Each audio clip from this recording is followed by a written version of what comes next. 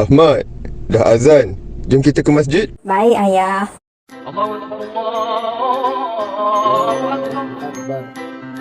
Ayah, kenapa kita kena solat 5 waktu?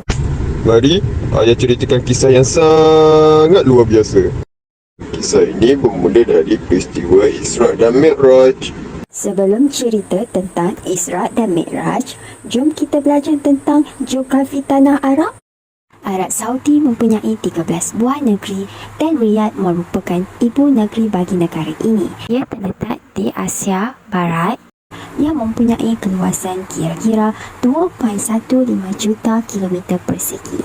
Peristiwa Isra' dan Mi'raj berlaku pada 3 tempat berbeza, iaitu Mekah, Masjidil Al-Aqsa dan Sidratul Muntaha. Mekah adalah salah satu negeri di tanah Arab dan Masjidil Haram adalah ibu negeri Mekah. Ia berkeluasan kira-kira 1,200 km persegi dan dijadikan tempat untuk menunaikan haji. Kedudukan Mekah adalah pada 21.3891 utara dan 39.8579 timur, dan Mekah mempunyai populasi sekitar 2,79,000 penduduk. Masjidil Al-Aqsa terletak di Palestin atau di dalam peta telah diubah menjadi tanah Israel, iaitu Jerusalem. Ia adalah salah satu negara dalam benua Asia yang mempunyai keluasan kira-kira 125 km persegi.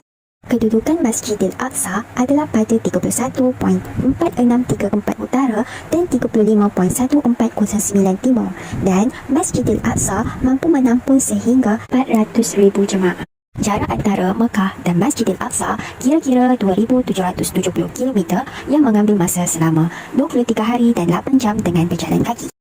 Berapa pula jarak kita Kuala Lumpur ke Mekah, ayah? Jarak Kuala Lumpur ke Mekah adalah 7,050.6 km yang mengambil masa selama 8 jam 30 minit dengan menaiki kapal terbang. Di Malaysia, arah kiblat kita dengan Kaabah adalah di antara 291 darjah hingga 293 darjah menghadap Hajarul Aswad. Isra' bermaksud perjalanan Nabi Muhammad SAW dari Masjidil Haram ke Masjidil Aqsa. Manakala Mi'raj bermaksud perjalanan Nabi Muhammad SAW dari Masjidil Aqsa ke Sidratul Muntaha. Peristiwa Isra' dan Mi'raj merupakan tanda kebesaran Allah Subhanahu Wa Taala kerana ia adalah perjalanan yang jauh dan panjang, tetapi ia berlaku hanya dalam satu malam sahaja. Ia merupakan salah satu mukjizat Nabi Muhammad SAW. Peristiwa ini berlaku pada 27 Rejab, setahun sebelum hijrah ke Madinah bersamaan 621 Masihi. Pada ketika itu, baginda berusia 51 tahun.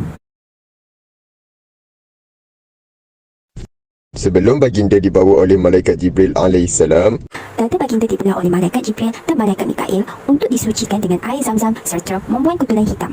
Kutulan hitam ialah tempat syaitan membisikkan rasa was-was kepada baginda. Nabi diisrakan dari Masjidil Haram ke Masjidil Aqsa dengan menaiki buraq.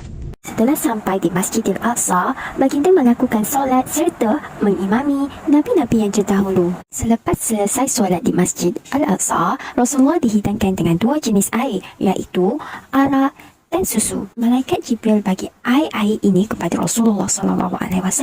Lantas Rasulullah SAW memilih susu. Kata Malaikat Jibril, baginda memilih pilihan yang betul. Jika arak itu dipilih, nescaya ramai umat baginda akan menjadi sesat. Kemudian Nabi dimi'rajkan ke Sidratul Muntaha. Nabi dibawa mengikut lapisan-lapisan langit satu persatu sehingga bertemu dengan Allah Subhanahu Wa Taala di Sidratul Muntaha. Pada langit pertama, baginda bertemu dengan Nabi Adam alaihissalam, bapa sekalian manusia. Di langit kedua, baginda bertemu dengan Nabi Yahya dan Nabi Isa alaihissalam. Langit ketiga, baginda bertemu dengan Nabi Yusuf alaihissalam. Langit keempat, baginda bertemu dengan Nabi Idris alaihissalam. Langit kelima, baginda bertemu dengan Nabi Harun alaihissalam.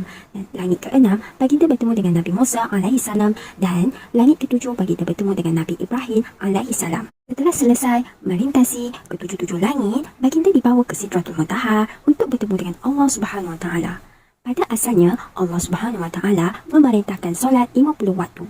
Apabila bertemu dengan Nabi Musa alaihissalam, Nabi Musa alaihissalam menyuruh baginda memohon kepada Allah Subhanahu Wa Taala agar mengurangkan bilangan solat. Akhirnya, baginda mendapat perintah solat dilakukan sebanyak 5 waktu sehari semalam.